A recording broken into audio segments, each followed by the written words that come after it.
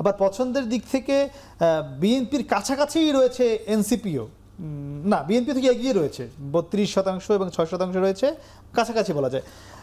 এই যে পছন্দের দিক থেকে জামাত এগিয়ে গেল, এনসিপিও কাছাকাছি, এটি নিয়ে বিএনপি শঙ্কিত কিনা আগামী নির্বাচনে আমি সেটা জানবো।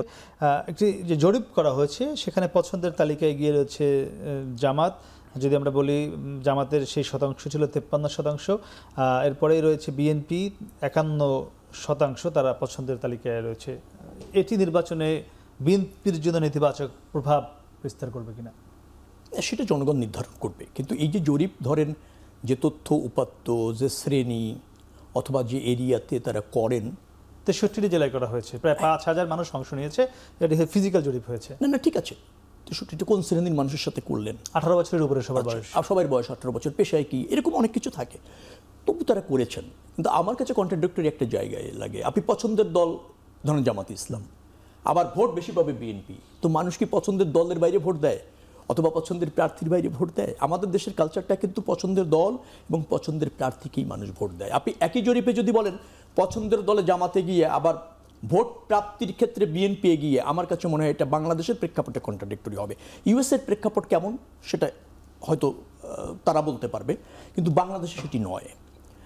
তারপরেও ধরেন আমরা একটা জায়গায় তো ঠিক আছে যে জামাতের তো এতটা পছন্দ ছিল না, এটি কেন বাড়লো, বিএনপির কমলো কেন? ঠিক আছে, আমি বাড়াকেও করছি না, মানে বাড়ছে মনে করছে সংস্থা, জামাতও মনে করছে, এটা ইতিবাচক। রাজনীতির প্রতিযোগিতা থাকা দরকার, প্রতিযোগিতা আছে, কিন্তু আমাদের যে অভিজ্ঞতা, সেই অভিজ্ঞতার জায়গা থেকে যদি আমি যদি বলি, যেমন এনসিপি কি বলেছে প্রথমে, তারা 300 আসনই উইন করবে, হঠাৎ করে 1 মাস পর বললো যে না 150 আসনই নিশ্চিত তারা উইন করছে। আবার জামাত ইসলাম কিন্তু অতি সম্প্রতি বলছে যে 150 আসনে তারা উইথ করার টার্গেটে এগোচ্ছে এবং তারা সফল হবে। তাহলে আমাদের তো আসনই নেই, এনসিপির 150, জামাতের 150, তাহলে আমরা কোথায়? আমরা তো নাই। জরিপ থাকবে, জনমত সুইংও করবে। আচ্ছা, রাজনৈতিক দল, কোন রাজনৈতিক দলের উত্থান হবে, কোন রাজনৈতিক দলের জনপ্রতিনিধি স্থবির হবে, পতনও হবে, দিন শেষে মানুষের জয় হবে। বিএনপি একটা গ্রহণযোগ্য নির্বাচনের জন্য 17 বছর সংগ্রাম করছে। আচ্ছা, সেই গ্রহণযোগ্য নির্বাচন অনুষ্ঠিত হতে যাচ্ছে জনমতের উপর নির্ভর করে, জনরায়ের উপর নির্ভর করে বিএনপি ক্ষমতায় যেতে চায়। একটা বাক্য দিয়ে শেষ করব, যদি আপনার আপত্তি না থাকে।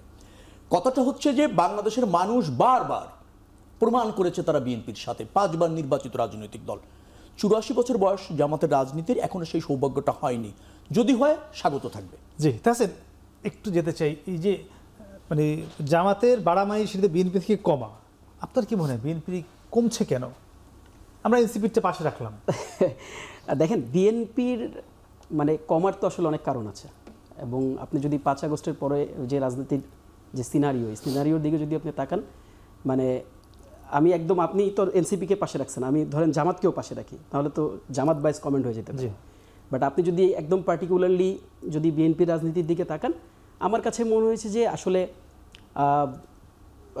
পেশেন্সের জায়গায় তারা বেশ কিছু জায়গায় ফেল করেছে। যেমন ধরেন আমরা চাঁদাবাজির রাজনীতির দিকে যদি বলি, দখলদারিত্বের রাজনীতির দিকে যদি বলি, বিভিন্নভাবে যেভাবে করে আপনার যে ডমিনেন্সটা ছিল সাধারণ মানুষের উপর, মানে এমন কমেন্ট আমরা এক সময় হচ্ছে পাবলিক ডোমেনে আমরা করতে শুনেছি যে ভাই আগে দিতাম 10 টাকা, এখন তো 20 টাকা দিতে হচ্ছে। তো এই ব্যাপারগুলো আমার কাছে মনে হয়েছে যে এগুলো কিছু জায়গায় অবভিয়াসলি একটা বড় কারণ।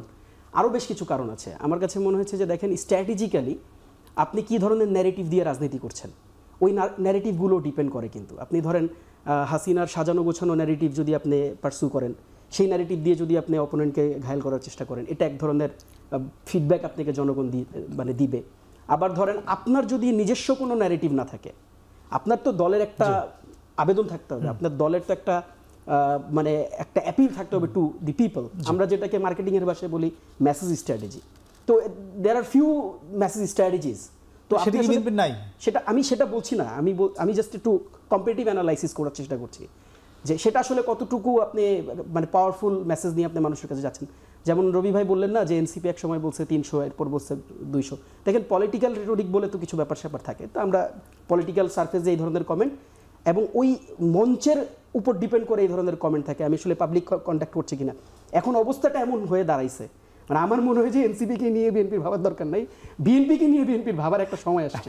সেটা আসলে this is the high time to think about BNP. একটু জানবো আপনার কাছে যে মানে এই জামাতের একটু বেড়েছে, আমরা মানে জরিপে পাচ্ছিলাম, তো সেই বাড়ার কারণে আপনাদের দম্ভ বেড়ে গেল কিনা? আপনারা এখন দেখি বিভিন্ন জায়গায় অস্ত্র নিয়েও দেখা যায় জামাতের কর্মী টর্মীদেরকে, সেই দম্ভটা চলে আসছে কিনা আপনাদের মধ্যে ক্ষমতায় যাওয়ার একটি ভাবসাব হওয়ার কারণে?